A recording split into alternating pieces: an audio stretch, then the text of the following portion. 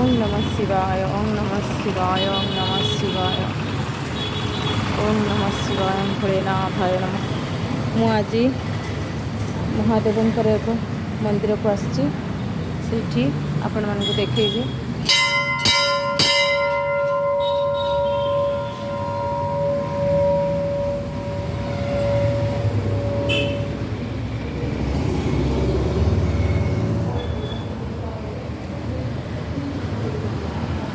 এই যে ଶିବ ଠାକୁର ଦେଖୁଛନ୍ତି ଭଗବାନଙ୍କୁ, ୟାଙ୍କର ଅପାର ମହିମା।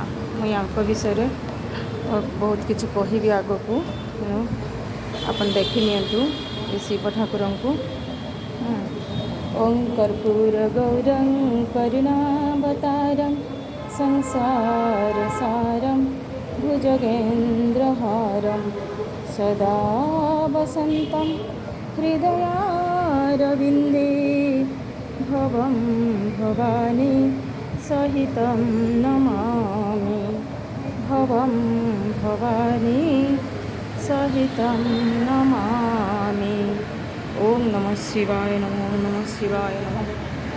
ओम त्र्यंबकं यजामहे सुगन्धिं पुष्टिवर्धनम् उर्वारुकमिव बन्धनात् मुक्तिर्मुक्षमामृतात्। हरि ओं नमः शिवाय, हरि ओं नमः शिवाय नमः। ओम नमः शिवाय नमः, ओम नमः शिवाय नमः।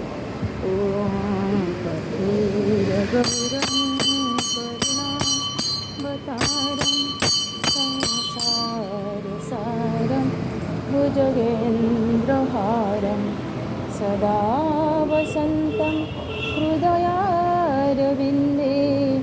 भवं भवानी सहितं नमामि।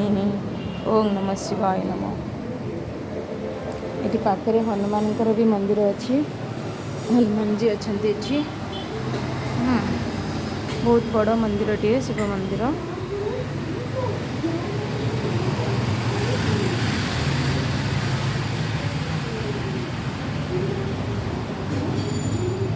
आज ये बसी दरबार पिंडारे बसी मुझे कहानी कहबी। सेदिन जनवरी 14 तारिख मकर संक्रांति था। आसाम रे बिहू पर्व बोली पालन करा जाए। सेटा बहुत भीड़ होता है, रास्ता बहुत भीड़ थिला। तो आमे कौन कलु ना भाविलु इस्कन मंदिर जावा। तो इस्कन मंदिर आमे बाहरिलु, बाहर घर बाहरला बेलू 12:15-20 हो जाता। यही मंदिर आग दिखे आमको सब बेले जावा आसिया करिया को पड़े। आमे जत्ते बेले भी जाऊ, जत्ते व्यस्त थिले भी ये बाबा को पाखरे टिके प्रणाम करके जाऊ। से दिन भी ठीक सेमती थिला। घर बाहर 12:15-20 हो जाता। मंदिर आम घर मंदिर 10 मिनिट रास्ता। आम आसिकी ये मो हजबैंड थिले साथी गाड़ी स्लो कले, आम से प्रणाम कली। तापर चलू हठात मो मनरे आसला मंदिर सामने जे टिके दीप धूप जाली दे जाइथिने हुअंतानी। हजबैंड कहले जे आमे तो जाऊँ से भगवान को दरबार को जाऊँ, इस्कन मंदिर जाऊँ। आउ से भी तो भगवान अच्छा, देरी हो गलानी। गोटे बेले इस्कन मंदिर पहड़ हो जाए, तो आमको शीघ्र पहुँचबार अच्छे, ना भगवान को दर्शन हो पारन। हाँ ठीक अच्छे चलो। किंतु मनरे शांति लगुन मत, मो मनटार किंतु माने मत टिके उणा उणा लगुला। आपन विश्वास करेंगे इस्कन मंदिर आम गोटे पूर्वर तो सीटी पहुँचलु, किंतु भगवान को दर्शन कर पार्लु ना। इस्कन मंदिर माने 200 मीटर पूर्वर गाड़ी पार्किंग लगी, आम गाड़ी भी सीटी पार्किंग है। किंतु तापर कौन है ना जे मंदिर माने एते पार्किंग भीड़ थिला। तो ये कहले जे आउटे आगु को गाड़ीटा भी नहीं हम आपण आम आउटे गाड़ी आगु को पार्किंग करवा। किंतु आपन विश्वास करेंगे गाड़ी आउ स्टार्ट है। हाँ तो जहाँफल आम से मंदिर आगु को जापारे ना। तो से कौन है ना मंदिर आगु तो जापारे, जिते भी चेष्टा कले गाड़ी आउ स्टार्ट है।